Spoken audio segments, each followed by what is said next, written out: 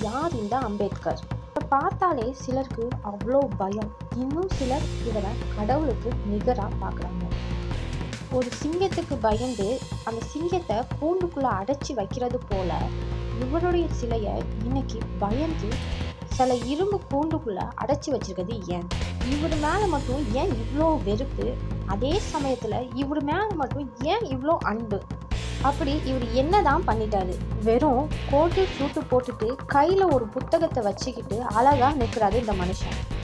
ஏன் ஒரு கூட்டம் இவரை பார்த்தாலே இப்படி பயப்படுது, பதறுது?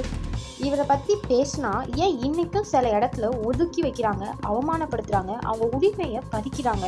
எவ்வளோதான் கஷ்டப்பட்டாலும் ஒரு சில மக்கள் இவரை தலையில் தூக்கி வச்சு கொண்டாடுறாங்க. அப்படி என்னதான் இந்த மனுஷன் பண்ணிட்டாரு? Doctor B.R. அம்பேத்கர் இன்று கோடி மக்கள் நிமிர்ந்து நடப்பதற்கு காரணமாக ஆனவர். ஆடை அணியக்கூடாது, செருப்பு போடக்கூடாது சொன்ன மக்களுக்கு முன்னாடி இப்படி தான் நாகரிகமாக வாழணும் அப்படின்னு சொல்லி கொடுத்தவர். சொல்லி மட்டும் கொடுக்கல, அவர் வாழ்ந்தும் காட்டியிருக்காரு. கல்விதான் ஆயுதம் என்று உலகிற்கு உணர்த்தியவர். இன்னைக்கு இந்த உலகத்திலேயே அதிகமாக இவருக்கு தான் சிலைகள் வைக்கப்பட்டிருக்குது. எல்லோரும் தூங்கிட்டு இருக்காங்க, ஆனால் என் மக்கள் இன்னும் இருட்டில் தான் இருக்காங்கன்னு சொல்லிட்டு ஒரு நாளுக்கு 18 மணி நேரம் படித்தார். வலது கையால் எழுதி எழுதி வலது கை வீங்கினால இடது கையில் எழுதி கற்றுக்கிட்டவர். படிப்பு எவ்வளோ முக்கியம், அந்த படிப்பு ஒருத்தவங்களோட தலையெழுத்தையே மாற்றணும்னு இந்த சமூகத்துக்கு சொன்னவர். அடிமைத்தனத்தில் இருந்த மக்களை மீட்டு அவங்க அறியாமையை போக்குனவர். அடிமைத்தனத்தில் இருந்த மக்களை தட்டி எழுப்பி கல்விதான் உங்களுடைய ஆயுதம்னு சொல்லி கொடுத்தவர். அவர் வாழ்ந்த காலத்தில் 64,000 புக்கு படிச்சிருக்காரு.